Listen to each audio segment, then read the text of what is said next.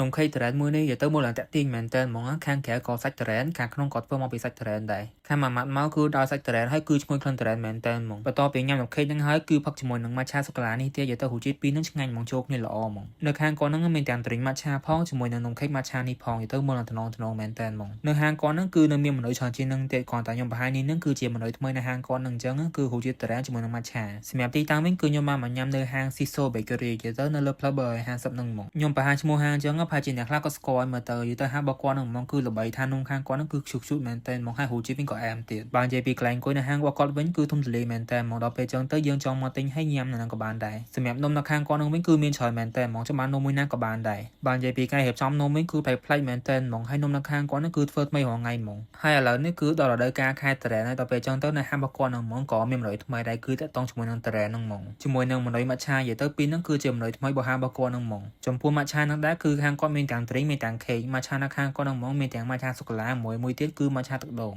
បើនិយាយពីហូរជាវិញគឺម៉ាឆាទឹកដូងនៅខាងគាត់ហ្នឹងពេលដែលបឺតមកនិយាយទៅឡើង fresh ហ្មង fresh មកពីទឹកដូងហើយគឺមានក្លិនឈ្ងុយម៉ាឆាទៀតបើនំខេកតារ៉ែននៅខាងគាត់នេះវិញក៏មានពីរប្រភេទដែរមួយគឺជាខេកមួយទៀតគឺជាថាបទាំងពីរហ្នឹងហ្មងគឺមាន snow តារ៉ែនទាំងពីរហ្នឹងហ្មងនិយាយទៅទាំងខាងក្នុងនិងខាងក្រៅគ្រាន់តែខុសគ្នាត្រង់មួយគឺជាប្រភេទនំខេកដែលយើងញ៉ាំទៅគឺតុនបើមួយទៀតវិញគឺជាថាបហ្នឹងពេលដែលញ៉ាំទៅឡើងស្រួយហ្មងបើមួយនេះវិញគឺជា grand matcha ក្នុងហ្នឹងមានទាំង matcha cheesecake ជាមួយនឹងនំខេក matcha បើមួយនេះវិញគឺជា matcha ichigo strawberry និយាយទៅខាងក្នុងហ្នឹងគឺមាន cream matcha ផងជាមួយនឹង strawberry ផងនិយាយទៅលាយគ្នាហ្មងឆ្ងាញ់ពេលដែលញ៉ាំទៅរៀងជូរអែមដោយសារតែក្នុងហ្នឹងគឺមានលាយជាមួយនឹងដំណាប់ strawberry អញ្ចឹងគឺគាត់ធ្វើខ្លួនឯងផ្ទាល់ហ្មងបើចុងក្រោយគេនេះវិញគឺជានំ matcha miso និយាយទៅស្តៀងនឹង tiramisu ដែរអញ្ចឹងគ្រាន់តែនំនេះគឺធ្វើមកពី matcha ហើយមានលាយជាមួយនឹងស្តេកក្រហមទៀតពេលដែលញ៉ាំទៅគឺរសជាតិប្លែកឆ្ងាញ់ហ្មងហើយញ៉ាំទៅក៏អត់សូវផ្អែមដែរ